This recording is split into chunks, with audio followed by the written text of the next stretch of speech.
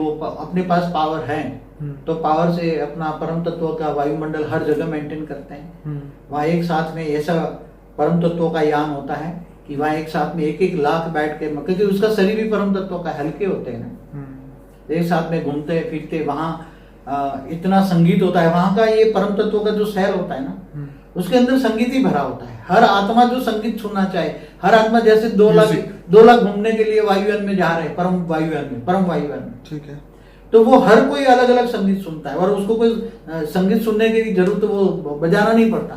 वो वायुमंडल में ही वेराइटी संगीत है।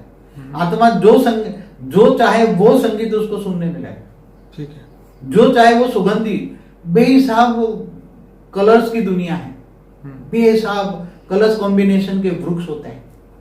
मतलब ऐसे ये वृक्ष जैसे नहीं, मगर वो परम तत्वों के वृक्ष होते हैं।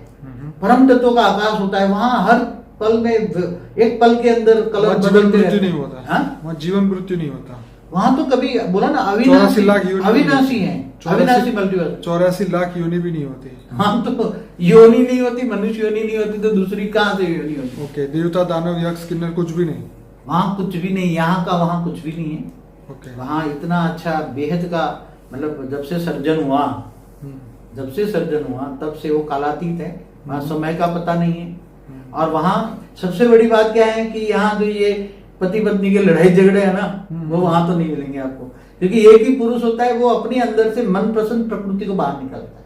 ठीक है, वहाँ एक ही पुरुष और एक ही प्रकृति होती है हमेशा, जब से सर्जन हुआ अंत तक। और वहाँ हर जगह प्रकृति को हर पुरुष आगे रखता है और प्रकृतियों का द्वारा ही पुरुष प्रकृति एक रूप होते हैं। वहां तो कोई काम नहीं है, वहां तो घूमना फिरना, दूसरी जगह घूमना फिरना, परम वायुयानों में।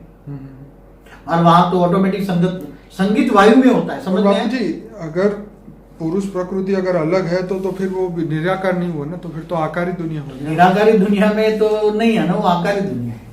आकारी तो आकार भी होगा, तो क्या मनुष्य टाइप का आकार नहीं? वो मैंने एक देखा कि प्रतिपल रूप रंग सब बदल रहता है, जैसे हमारे जैसा रूप रंग नहीं है, वहां बदलता रहता है। जैसे हर पल में अंदर जो सुनिए बाबू जी, यहाँ पे बहुत इंटरेस्टिंग बात ये आती है, जैसे आपने कहा रूप रंग बदलता है। जैसे हमारे पृथ्वी की बात करें, अलग युग की बात करें, जैसे सतयुग में 1 लाख साल मनुष्य की आयु बताई गई, त्रेता में 10,000 साल हुई, द्वापर में 200-300 साल मनुष्य जीता था, अब कलयुग में 100 साल की आयु बताई। फिर इसमें हाइट बॉडी का भी फर्क पड़ गया। सतयुग के अंदर 30 फुट की हाइट बताई, उसके बाद त्रेता में और कम हुई, आज कलयुग में तो 4-5 फीट के मनुष्य है। तो ये जो चेंजेस होते रहे